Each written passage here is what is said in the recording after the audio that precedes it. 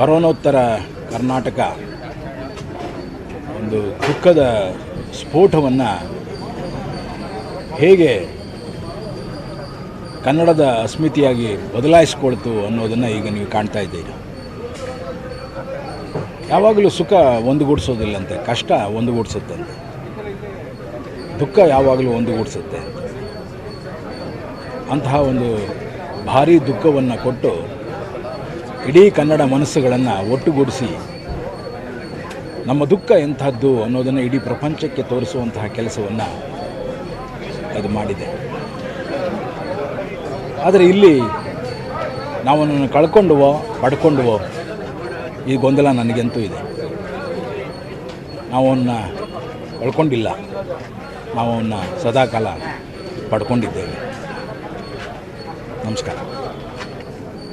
ಇವತ್ತು ಪುನೀತ್